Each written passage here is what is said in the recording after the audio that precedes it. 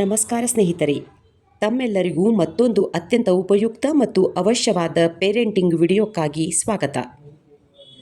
ನಿಮ್ಮ ಮಗು ಓದಲು ಕುಳಿತರೆ 5 ನಿಮಿಷಕ್ಕೂ ಗಮನ ಕಳೆದುಕೊಳ್ಳುತ್ತಿದೆಯಾ? ಅಥವಾ ಓದುತ್ತಾ ಕನಸು ಕಾಣುತ್ತಿದೆಯಾ? ಇಂತಹ ಪರಿಸ್ಥಿತಿ ಬಹಳ ಮಕ್ಕಳಲ್ಲಿ ಸಹಜ. ಮಕ್ಕಳ ಗಮನಶಕ್ತಿ ಒಂದು ಹುಟ್ಟಿನಿಂದ ಬಂದ ಗುಣವಲ್ಲ, ಅದು ಬೆಳೆಯಬೇಕಾದ ಕೌಶಲ್ಯ. ಈ ವಿಡಿಯೋದಲ್ಲಿ ನಾವು ಮಕ್ಕಳ ಗಮನಶಕ್ತಿ ಹೆಚ್ಚಿಸಲು 10 ಸರಳ ಪರಿಣಾಮಕಾರಿ ವಿಧಾನಗಳನ್ನು ವಿವರವಾಗಿ ತಿಳಿದುಕೊಳ್ಳೋಣ. ಇವು ನಿಮ್ಮ ಮಕ್ಕಳ ಓದು, ಕಲಿಕೆ ಮತ್ತು ಮನಸ್ಸಿನ ಬೆಳವಣಿಗೆಗೆ ತುಂಬ ಸಹಾಯಕವಾಗಿವೆ. ಸ್ನೇಹಿತರೆ, ಹಾಗಾದರೆ ಗಮನಶಕ್ತಿ ಎಂದರೆ ಏನು? What is power of focus? ಗಮನಶಕ್ತಿ ಅಂದರೆ ಒಂದು ಕಾರ್ಯದಲ್ಲಿ ಮನಸ್ಸನ್ನು ಸಂಪೂರ್ಣ ಕೇಂದ್ರೀಕರಿಸುವ ಸಾಮರ್ಥ್ಯ. ಮಕ್ಕಳು ಚಿಕ್ಕವರಿರುವುದರಿಂದ ಗಮನಶಕ್ತಿ ಕಡಿಮೆ ಇರುವುದು ಸಹಜ. ಆದರೆ ಸಮಯ ಮತ್ತು ಸರಿಯಾದ ಮಾರ್ಗದರ್ಶನದಿಂದ ಮಕ್ಕಳು ತುಂಬ ಒಳ್ಳೆಯ ಗಮನಶಕ್ತಿ ಕಲಿಯಬಹುದು. ಮಕ್ಕಳ ಗಮನಶಕ್ತಿ ಕಡಿಮೆಯಾಗಲು ಕಾರಣಗಳು. ಮಕ್ಕಳ ಗಮನ ಕಡಿಮೆಯಾಗಲು ಕಾರಣಗಳು: 1. ಮೊಬೈಲ್ ಅಥವಾ ಟಿವಿ ಹೆಚ್ಚು ನೋಡುವುದು. 2. ನಿದ್ರೆಯ ಕೊರತೆ. 3. ಓದಿನ ಒತ್ತಡ. 4. ಆಸಕ್ತಿ ಇಲ್ಲದ ವಿಷಯ. 5. ಹಸಿವು ಅಥವಾ ದೇಹದ ದಣಿವು. 6. ಭಯ ಅಥವಾ ಹೆದರಿಕೆ. ಹಾಗಾದರೆ ಮಕ್ಕಳ ಗಮನ ಶಕ್ತಿಯನ್ನು ಹೆಚ್ಚಿಸಲು ಪೋಷಕರು ಏನು ಮಾಡಬೇಕು? ಅಂದರೆ ಈ ಕೆಳಗೆ ತಿಳಿಸಿದ 10 ವಿಧಾನಗಳನ್ನು ಪೋಷಕರು ಅನುಸರಿಸಿದರೆ ಮಕ್ಕಳ ಗಮನಶಕ್ತಿಯನ್ನು ಗಣನೀಯವಾಗಿ ಹೆಚ್ಚಿಸಬಹುದು. ವಿಧಾನ 1. ಓದುವ ಸಮಯ ಕಡಿಮೆ, ಆದರೆ ನಿಯಮಿತವಾಗಿರಲಿ. ಅಂದರೆ 25 ನಿಮಿಷ ಓದು ಪ್ಲಸ್ 5 ನಿಮಿಷ ವಿರಾಮ. ಕಡಿಮೆ ಸಮಯ ಪ್ಲಸ್ ನಿರಂತರ ಓದು ಬರೋಬ್ಬರಿ ಉತ್ತಮ ಗಮನಶಕ್ತಿ. ಕಡಿಮೆ ಸಮಯದಲ್ಲಿ ಓದಿದರೂ ನಿರಂತರವಾಗಿ ಓದಿದರೆ ಅದು ಒಟ್ಟುಗೂಡಿ ಉತ್ತಮ ಗಮನಶಕ್ತಿ ಬೆಳೆಯಲು ಸಹಾಯವಾಗುತ್ತದೆ. ಈ ವಿಧಾನವನ್ನು ಪೊಮೊಡೊರೊ ಟೆಕ್ನಿಕ್ ಅಂತ ಕರೆಯುತ್ತಾರೆ. ವಿಧಾನ 2. ಓದುವ ಸ್ಥಳ ಶಾಂತವಾಗಿರಲಿ. ಒಳ್ಳೆಯ ಗಮನ ಫೋಕಸ್ಗಾಗಿ ಓದುವ ಸ್ಥಳ ಎಲ್ಲವನ್ನೂ ಸರಿಯಾಗಿ ಇಡಿ. ಟಿವಿ, ಮೊಬೈಲ್, ಆಟಿಕೆ ಹತ್ತಿರ ಇಡಬೇಡಿ. ವಿಧಾನ 3. ಮೊಬೈಲ್ ನಿಯಂತ್ರಣ. ಓದುವ ಮೊದಲು ಮೊಬೈಲ್, ಟಿವಿ ದೂರ ಇಡಿ. ಪೋಷಕರು ಕೂಡ ಕಡಿಮೆ ಮೊಬೈಲ್, ಟಿವಿ ಬಳಸಬೇಕು. ವಿಧಾನ 4. ದೇಹ ಚಲನೆ, ಫಿಸಿಕಲ್ ಆಕ್ಟಿವಿಟಿ. ಓದಿನ ಮಧ್ಯೆ ಸ್ಟ್ರೆಚಿಂಗ್, ಎದ್ದು ಸ್ವಲ್ಪ ನಡೆಯುವುದು, ನೀರು ಕುಡಿಯುವುದು, ಮೈ ಕೊಡುವುದು ಇತ್ಯಾದಿ. ದೇಹ ಚಲನೆ ಮೆದುಳನ್ನು ಎಚ್ಚರಿಸುತ್ತದೆ, ಗಮನ ಹೆಚ್ಚಿಸುತ್ತದೆ. ವಿಧಾನ 5. ಉಸಿರಾಟದ ವ್ಯಾಯಾಮ, ಬ್ರೀದಿಂಗ್ ಎಕ್ಸಸೈಸ್. 4 ಸೆಕೆಂಡ್ ಉಸಿರನ್ನು ಎಳೆದುಕೊಳ್ಳುವುದು, 4 ಸೆಕೆಂಡ್ ಉಸಿರನ್ನು ಹಿಡಿದಿಟ್ಟುಕೊಳ್ಳುವುದು ಮತ್ತು 4 ಸೆಕೆಂಡ್ ಉಸಿರು ಬಿಡುವುದು. Inhale 4 seconds, hold 4 seconds, then exhale 4 seconds. ಹೀಗೆ 3 ಬಾರಿ ಮಾಡುವುದರಿಂದ ಮೆದುಳಿಗೆ ಶಾಂತಿ ಮತ್ತು ಗಮನಶಕ್ತಿ ಬರುತ್ತದೆ. ವಿಧಾನ 6. ಆಸಕ್ತಿಯಿಂದ ಓದಿಸುವುದು. ಓದಬೇಕು ಎಂದು ಆದೇಶಿಸುವ ಬದಲು ಈ ಪಾಠದಲ್ಲಿ ಏನು ಕತೆ ಇದೆ ಅಥವಾ ವಿಷಯ ಇದೆ ಗೊತ್ತಾ ಎಂದು ಹೇಳುವ ಮೂಲಕ ವಿಷಯದ ಬಗ್ಗೆ ಆಸಕ್ತಿ ಹುಟ್ಟಿಸಬೇಕು. ಕಥೆ, ಉದಾಹರಣೆ, ಆಟದ ಮೂಲಕ ಓದನ್ನು ಆಸಕ್ತಿದಾಯಕವಾಗಿಸಬೇಕು. ವಿಧಾನ 7. ಒಂದು ಸಮಯದಲ್ಲಿ ಒಂದೇ ಕೆಲಸ ಮಾಡುವುದು. ಮಲ್ಟಿಟಾಸ್ಕ್ = TV plus study plus talking. ಇದು ಫೋಕಸ್, ಗಮನ ಕಡಿಮೆ ಮಾಡುತ್ತದೆ. ಒಂದು ಸಮಯದಲ್ಲಿ ಒಂದಕ್ಕಿಂತ ಹೆಚ್ಚು ಕೆಲಸ ಮಾಡುವುದರಿಂದ ಗಮನ ಕೇಂದ್ರೀಕರಿಸಲು ಸಾಧ್ಯವಾಗುವುದಿಲ್ಲ. ಆದ್ದರಿಂದ ಮಗು ಓದುವಾಗ ಇನ್ನಿತರ ಯಾವುದೇ ವಿಷಯಕ್ಕೆ ಗಮನ ಹರಿಸದಂತೆ ನೋಡಿಕೊಳ್ಳಬೇಕು. ಒಂದು ಸಮಯದಲ್ಲಿ ಒಂದೇ ಕೆಲಸ ಮಾಡಿದರೆ ಆ ಕೆಲಸದಲ್ಲಿ ಗಮನ ನೀಡಲು ಸಾಧ್ಯ, ಏಕಾಗ್ರತೆ ಹೆಚ್ಚಾಗುತ್ತದೆ. ವಿಧಾನ 8. ಪ್ರಯತ್ನ ಮೆಚ್ಚಿ, ಫಲಿತಾಂಶ ಅಲ್ಲ. ನೀನು 20 ನಿಮಿಷ ಗಮನ ಇಟ್ಟಿದ್ದೀಯಾ, ಚೆನ್ನಾಗಿದೆ. ಪ್ರಯತ್ನ ಮೆಚ್ಚಿದರೆ ಅಂತರ್ಗತ ಅಂದರೆ ಅವಿನಾಭಾವ ಪ್ರೇರಣೆ, ಇಂಟ್ರೆನ್ಸಿಕ್ ಮೋಟಿವೇಶನ್ ಸಿಗುತ್ತದೆ. ವಿಧಾನ 9. ನಿದ್ರೆ ಮತ್ತು ಆಹಾರ. ಮಗು ನಿದ್ರೆ ಮಾಡದೇ ಇದ್ದರೂ ಬೆಳೆಯುತ್ತೆ ಅಂದರೆ ತಪ್ಪು. ಪ್ರತಿದಿನ ಮಕ್ಕಳಿಗೆ 8ರಿಂದ 9 ಗಂಟೆಗಳ ಕಾಲ ನಿದ್ರೆ ಅತ್ಯಂತ ಅವಶ್ಯಕ. ಏಕೆಂದರೆ ದೇಹದ ಬೆಳವಣಿಗೆಗೆ, ಫಿಸಿಕಲ್ ಗ್ರೋತ್ಗಾಗಿ ನಿದ್ರೆ ಕೇವಲ ವಿಶ್ರಾಂತಿ ಅಲ್ಲ, ಮಗು ಬೆಳೆಯುವ ಸಮಯ. ಮಗು ಆಳವಾಗಿ ನಿದ್ರೆ ಮಾಡುವಾಗ ಗ್ರೋತ್ ಹಾರ್ಮೋನ್ ಬಿಡುಗಡೆಯಾಗುತ್ತವೆ. ಎತ್ತರ, ತೂಕ, ಎಲುಬು, ಸ್ನಾಯುಗಳು ಬೆಳೆಯುತ್ತವೆ. 2. ದೇಹದ ಕೋಶಗಳ ದುರಸ್ತಿ. ದಿನವಿಡೀ ಬಳಸಿದ ಕೋಶಗಳು ರಾತ್ರಿ ನಿದ್ರೆಯಲ್ಲಿ ರಿಪೇರಿ ಮತ್ತು ಪುನರ್ನಿರ್ಮಾಣವಾಗುತ್ತವೆ. ಗಾಯಗಳು ಬೇಗ ಗುಣವಾಗಲು, ದೇಹ ಬಲವಾಗಲು ನಿದ್ರೆ ಅಗತ್ಯ. 3. ರೋಗನಿರೋಧಕ ಶಕ್ತಿ ಹೆಚ್ಚಿಸುವುದು. ಸಾಕಷ್ಟು ನಿದ್ರೆ ಮಾಡಿದರೆ ದೇಹದ ಇಮ್ಯುನಿಟಿ ಬಲವಾಗುತ್ತದೆ.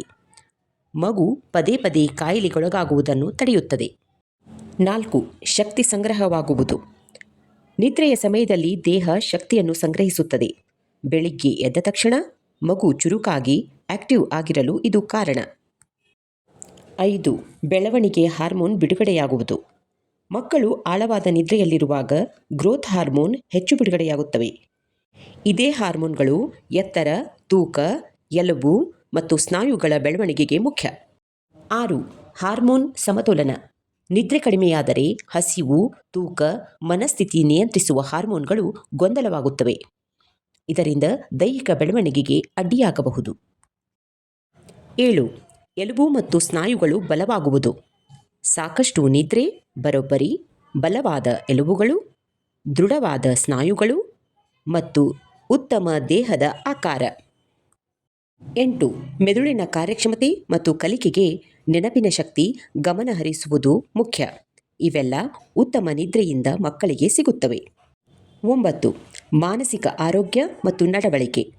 ನಿದ್ರೆಯ ಕೊರತೆಯು ಮಕ್ಕಳಲ್ಲಿ ಕಿರಿಕಿರಿ, ಹಠಮಾರಿತನ ಮತ್ತು ಕೋಪಕ್ಕೆ ಎಡೆಮಾಡಿಕೊಡುತ್ತವೆ.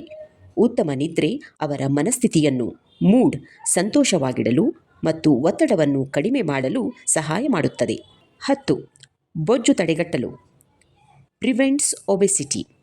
ಸರಿಯಾದ ನಿದ್ರೆ ಇಲ್ಲದಿದ್ದರೆ ಹಸಿವನ್ನು ನಿಯಂತ್ರಿಸುವ ಹಾರ್ಮೋನ್ಗಳಲ್ಲಿ ವ್ಯತ್ಯಾಸ ಉಂಟಾಗಿ ಮಕ್ಕಳು ಅತಿಯಾಗಿ ತಿನ್ನಲು ಶುರು ಮಾಡುತ್ತಾರೆ. ಇದು ಚಿಕ್ಕ ವಯಸ್ಸಿನಲ್ಲೇ ಬೊಜ್ಜು ಬರಲು ಕಾರಣವಾಗಬಹುದು. ಮಕ್ಕಳಿಗೆ ಬೇಕಾದ ನಿದ್ರೆ ಸರಾಸರಿ: 3ರಿಂದ 5 ವರ್ಷದ ಮಕ್ಕಳಿಗೆ 10ರಿಂದ 13 ಗಂಟೆ, 6ರಿಂದ 12 ವರ್ಷದ ಮಕ್ಕಳಿಗೆ 9ರಿಂದ 12 ಗಂಟೆ, ಕಿಶೋರರಿಗೆ ಟೀನೇಜರ್ಸ್ 8ರಿಂದ 10 ಗಂಟೆ ಕಾಲ ನಿದ್ರೆ ಅವಶ್ಯಕ. ಹಣ್ಣು, ಕಾಯಿ, ನೀರು ಇವು ಮೆದುಳಿನ ಆಹಾರ. ಸ್ನೇಹಿತರೆ, ದೇಹಕ್ಕೆ ಆಹಾರ ಬೇಕಾದಂತೆ ಮೆದುಳಿಗೂ ಸರಿಯಾದ ಆಹಾರ ಬೇಕು. ಹಣ್ಣುಗಳು. ಹಣ್ಣುಗಳಲ್ಲಿರುವ ವಿಟಮಿನ್ಗಳು ಮೆದುಳಿಗೆ ಶಕ್ತಿ ಮತ್ತು ತಾಜಾತನ ಕೊಡುತ್ತವೆ. ಉದಾಹರಣೆಗೆ ಬಾಳೆಹಣ್ಣು ತಕ್ಷಣ ಎನರ್ಜಿ. ಸೇಬು ಮೆದುಳು ಚುರುಕು ಮಾಡುತ್ತದೆ. ಕಿತ್ತಳೆ ವಿಟಮಿನ್ ಸಿ ಒತ್ತಡ ಕಡಿಮೆ ಮಾಡುತ್ತದೆ. ಕಾಯಿಗಳು ನಟ್ಸ್. ಕಾಯಿ ಅಂದರೆ ಮೆದುಳಿನ ಸ್ನೇಹಿತ. ಕಡಲೆಕಾಯಿ, ಬಾದಾಮಿ, ಅಕ್ರೋಟ್, ವಾಲ್ನಟ್ಸ್ ಇವುಗಳಲ್ಲಿ ಇರುವ ಹೆಲ್ದಿ ಫ್ಯಾಟ್ಸ್, ಆರೋಗ್ಯಕರ ಕೊಬ್ಬುಗಳು ನೆನಪಿನ ಶಕ್ತಿ ಮತ್ತು ಗಮನ ಶಕ್ತಿಯನ್ನು ಹೆಚ್ಚಿಸುತ್ತವೆ.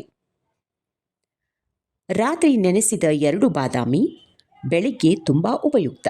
ನೀರು. ಮೆದುಳು ಸುಮಾರು 70% ನೀರಿನಿಂದ ಕೂಡಿದೆ. ಮಗು ನೀರು ಕಡಿಮೆ ಕುಡಿದರೆ ದಣಿವು, ತಲೆನೋವು, ಗಮನ ಕೊರತೆ ಬರುತ್ತದೆ. ಆಗ ಮಗು ಗಮನ ಇಲ್ಲ ಅಂತ ಕಾಣಿಸುತ್ತದೆ. ಆದರೆ ಸಮಸ್ಯೆ ನೀರಿನ ಕೊರತೆ. ಓದುವಾಗ ಮಗುವಿನ ಪಕ್ಕದಲ್ಲಿ ನೀರಿನ ಬಾಟಲ್ ಇರಲಿ. ಸುಸ್ತಾದ ಮೆದುಳು ಗಮನ ಹರಿಸಲಾಗದು. ಅ ಟಯರ್ಡ್ ಬ್ರೈನ್ ಕಾಂಟ್ ಫೋಕಸ್. ಹೀಗಂದರೇನು? ದಣಿದ ದೇಹ, ಬರೋಬ್ಬರಿ ದಣಿದ ಮೆದುಳು. ದಣಿದ ಮೆದುಳು, ಬರೋಬ್ಬರಿ ಗಮನ ಕೊರತೆ. ಮಗು ತಡವಾಗಿ ನಿದ್ರೆಗೆ ಹೋದರೆ, ಹೆಚ್ಚು ಮೊಬೈಲ್ ನೋಡಿದರೆ, ಸರಿಯಾದ ಆಹಾರ ತೆಗೆದುಕೊಳ್ಳದಿದ್ದರೆ ದೇಹ ದಣಿಯುತ್ತದೆ. ಇದರಿಂದ ಮೆದುಳು ಸುಸ್ತಾಗುತ್ತದೆ. ಆಗ ಗಮನ ಹರಿಸಲು ಆಗುವುದಿಲ್ಲ.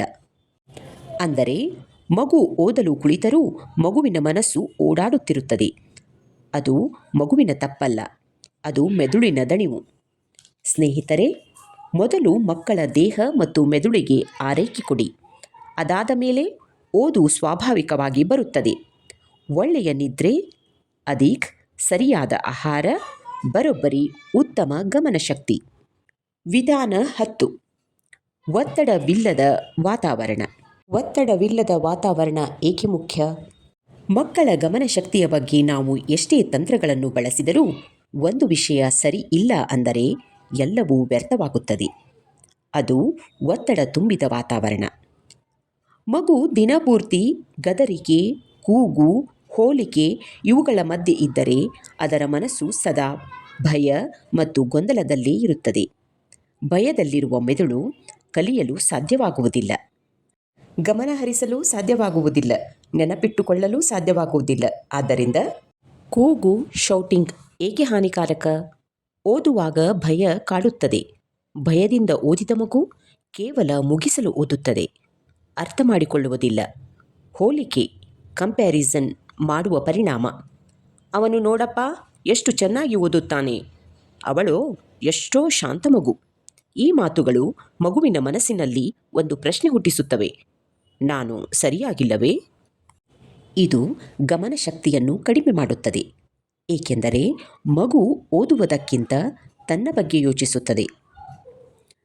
ನಿರಂತರ ಒತ್ತಡ, ಕಾನ್ಸ್ಟಂಟ್ ಪ್ರೆಷರ್. ಇನ್ನಷ್ಟು ಓದು, ಮಾರ್ಕ್ಸ್ ಬರಲೇಬೇಕು, ಇವತ್ತು ಮುಗಿಸಲೇಬೇಕು. ಈ ಒತ್ತಡದಿಂದ ಮಗು ಓದಿಗೆ ದೂರವಾಗುತ್ತದೆ. ಫೋಕಸ್, ಗಮನ ಮಾಡುವ ಶಕ್ತಿ ಕುಗ್ಗುತ್ತದೆ. ಇದಕ್ಕಾಗಿ ಪೋಷಕರು ಏನು ಮಾಡಬಹುದು? ತಪ್ಪು ಮಾಡಿದಾಗ ಕೂಗಬೇಡಿ, ಹೋಲಿಕೆ ಮಾಡುವ ಬದಲು ಪ್ರೋತ್ಸಾಹ ನೀಡಿ, ಫಲಿತಾಂಶಕ್ಕಿಂತ ಪ್ರಯತ್ನ ಮೆಚ್ಚಿ, ಮಕ್ಕಳ ಮಾತು ಕೇಳಿ, ದಿನಕ್ಕೆ 10 ನಿಮಿಷ ಪ್ರೀತಿಯಿಂದ ಮಾತನಾಡಿ. ಈ ಸಣ್ಣ ಬದಲಾವಣೆಗಳು ಮಕ್ಕಳ ಗಮನಶಕ್ತಿಯನ್ನು ಸ್ವಾಭಾವಿಕವಾಗಿ ಹೆಚ್ಚಿಸುತ್ತವೆ.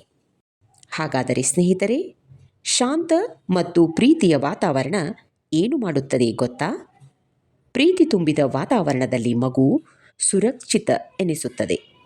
ತಪ್ಪು ಮಾಡಲು ಹೆದರುವುದಿಲ್ಲ, ಪ್ರಶ್ನೆ ಕೇಳಲು ಧೈರ್ಯ ಮಾಡುತ್ತದೆ, ಮನಸ್ಸು ಶಾಂತವಾಗುತ್ತದೆ. ಶಾಂತ ಮನಸ್ಸು, ಬರೋಬ್ಬರಿ ಉತ್ತಮ ಗಮನ. ಅದಕ್ಕಾಗಿಯೇ ನಾವು ಹೇಳುವುದು, ಶಾಂತ ಮತ್ತು ಪ್ರೀತಿಯ ವಾತಾವರಣ ಬರೋಬ್ಬರಿ ನೈಸರ್ಗಿಕ ಏಕಾಗ್ರತೆ. Calm and loving environment is equal to natural focus. ಶಾಂತಿ ಪ್ಲಸ್ ಪ್ರೀತಿ ಈಸ್ ಈಕ್ವಲ್ ಟು ಶಕ್ತಿ ತುಂಬಿದ ಮೆದುಳು. ಸ್ನೇಹಿತರೆ, ಮಕ್ಕಳ ಗಮನಶಕ್ತಿ ಒಂದು ದಿನದಲ್ಲಿ ಬರುವುದಿಲ್ಲ. ಅದು ತಾಳ್ಮೆ, ಪ್ರೀತಿ ಮತ್ತು ಸರಿಯಾದ ಮಾರ್ಗದರ್ಶನದಿಂದ ಬೆಳೆಯುತ್ತದೆ. ಒತ್ತಡ ಕಡಿಮೆ ಮಾಡಿದಷ್ಟು ಗಮನ ಹೆಚ್ಚು, ಭಯ ಕಡಿಮೆ ಮಾಡಿದಷ್ಟು ಕಲಿಕೆ ಹೆಚ್ಚು. ಈ ಮೇಲೆ ಹೇಳಿದ ಎಲ್ಲ ವಿಧಾನಗಳು ಒಟ್ಟಾಗಿ ಮಕ್ಕಳ ಗಮನಶಕ್ತಿಯನ್ನು ಹೆಚ್ಚಿಸಲು ಸಹಾಯವಾಗುತ್ತವೆ. ಒತ್ತಡ ಕಡಿಮೆ ಮಾಡಿದಷ್ಟು ಮಕ್ಕಳ ಮನಸ್ಸು ಹಗುರವಾಗುತ್ತದೆ. ಹಗುರ ಮನಸ್ಸು ತಾನೇ ಗಮನ ಕೇಂದ್ರೀಕರಿಸಲು ಸಹಾಯವಾಗುತ್ತದೆ. ಶಾಂತಿ ಪ್ಲಸ್ ಪ್ರೀತಿ ಬರೋಬ್ಬರಿ ಶಕ್ತಿ ತುಂಬಿದ ಮೆದುಳು. ಇವೆಲ್ಲ ಒಂದೇ ದಿನದಲ್ಲಿ ಆಗುವುದಿಲ್ಲ, ಆದರೆ ಕೆಲವು ವಾರಗಳಲ್ಲಿ ನೀವು ದೊಡ್ಡ ಬದಲಾವಣೆಗಳನ್ನು ಕಾಣುತ್ತೀರಿ. ವಿಡಿಯೋ ಕೊನೆಯವರೆಗೆ ನೋಡಿದ್ದಕ್ಕಾಗಿ ಧನ್ಯವಾದಗಳು. ಈ ವಿಡಿಯೋ ನಿಮಗೆ ಉಪಯುಕ್ತವೆನಿಸಿದರೆ ಲೈಕ್ ಮಾಡಿ, ಸ್ನೇಹಿತರೊಂದಿಗೆ ಶೇರ್ ಮಾಡಿ ಮತ್ತು ಇನ್ನೂ ಹೆಚ್ಚು ಉಪಯುಕ್ತ ವಿಡಿಯೋಗಳಿಗಾಗಿ ನಮ್ಮ ಚಾನೆಲ್ ಸಬ್ಸ್ಕ್ರೈಬ್ ಮಾಡಿ. ನಿಮ್ಮ ಪ್ರೋತ್ಸಾಹವೇ ನಮಗೆ ಪ್ರೇರಣೆ. ಮುಂದಿನ ವಿಡಿಯೋದಲ್ಲಿ ಇನ್ನಷ್ಟು ಉಪಯುಕ್ತ ಮಾಹಿತಿಗಳೊಂದಿಗೆ ಮತ್ತೆ ಸಿಗುತ್ತೇನೆ. ಅಲ್ಲಿಯವರೆಗೆ ನಮಸ್ಕಾರ.